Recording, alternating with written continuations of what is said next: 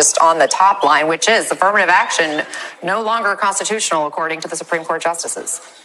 Anna, we've been headed to this space for a very long time, and unfortunately, there is a tie-in between the public discourse right now around diversity and everything that we are discussing, the misunderstanding of how race is actually used and discussed, and then a very disingenuous conversation about race in America, all of which has contributed to us being where we are. I share Eddie's feelings about knowing this was coming, but also being emotional about it now that we are actually hearing those words.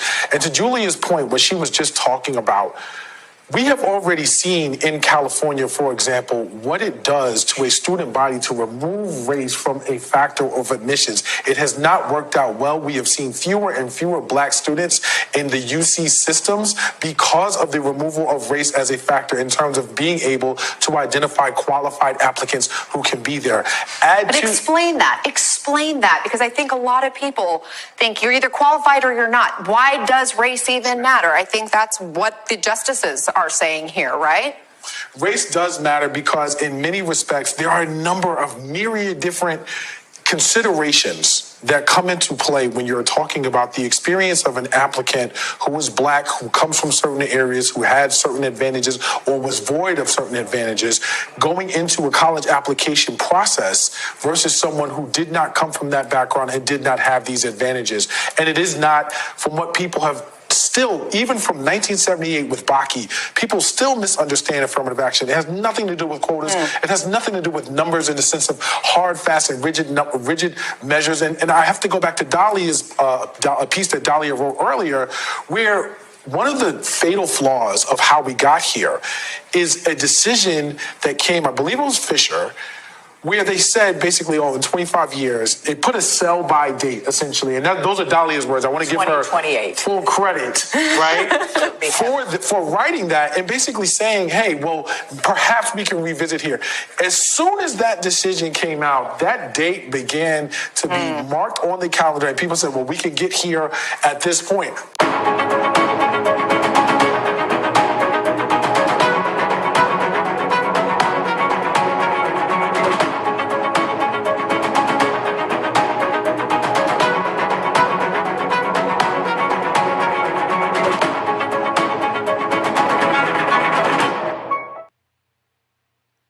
Okay, I'm continuing the breaking news that that happened earlier today.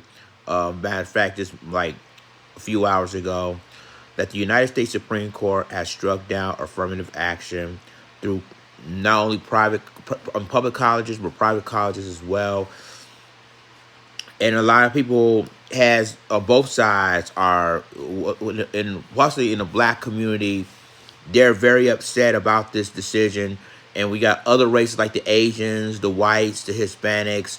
They're jumping for joy. They're celebrating. But here's the kicker, though.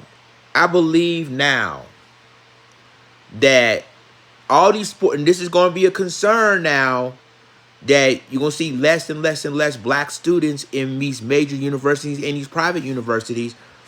But then what about the athletes? Watch these sports athletes, like football players and basketball players and, baseball players.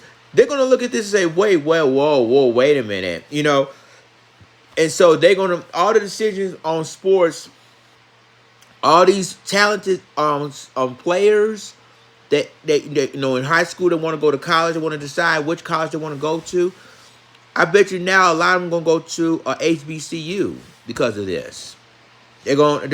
I'll tell you, it is going to affect everything.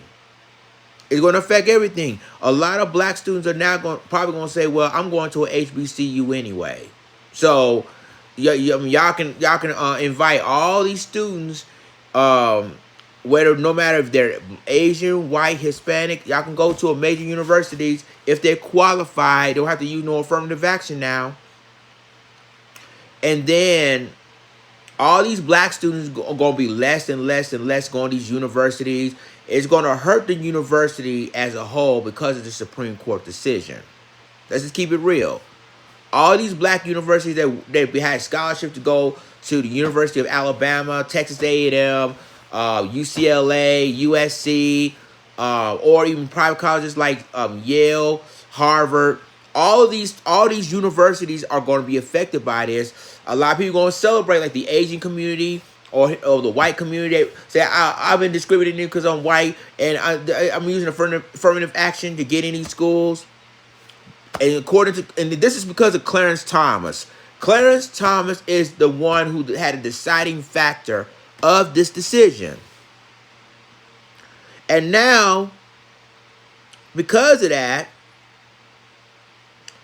basically now you got all these now black students, or going to be black college students, are probably either going to go to the HBCU, or if they are already in a major university, may transfer to a HBCU school now because of this decision.